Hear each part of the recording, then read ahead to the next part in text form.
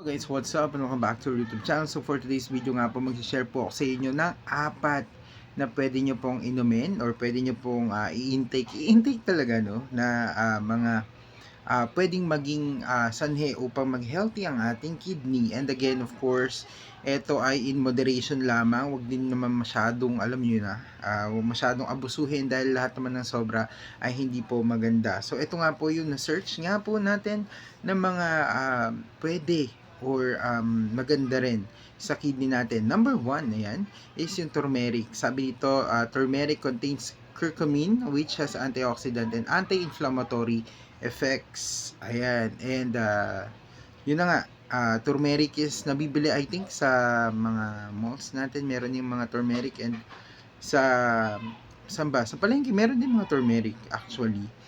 Ayan, and number 2 is yung ginger. Yes, ginger po. Sabi dito also known for its anti-inflammatory properties.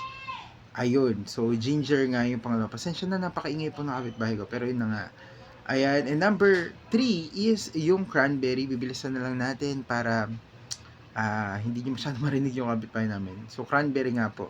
Sabi dito, often used for urinary tract health and may help prevent kidney problems by maintaining proper chemical balance in urine. So maganda nga daw po yung cranberry. Medyo pricey lang to, and of course yung cranberry makakabili din po tayo sa mga ano ba tawag dito, department stores natin, ayan, such as yung mga katulad ng mga SM natin, Pure Gold, yung mga Walter Mart, ganyan, Robinsons, ganyan. Hindi ito sponsored, pero yun na nga, pwede tayong bumili doon.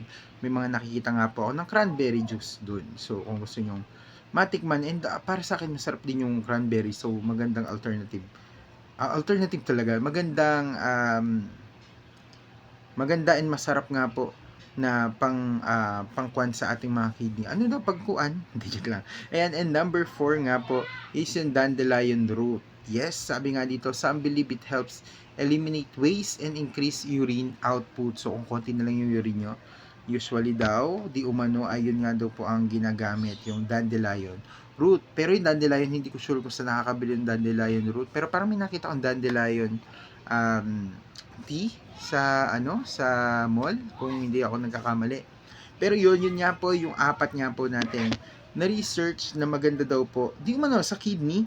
And ulitin ko lang, turmeric, ginger, ayan, cranberry, and dandelion root. So kung gusto niyo mag-healthy kidney nyo, ayan po yung ilan lamang sa mga pwede po nating intake. Yun lang, maraming salamat guys.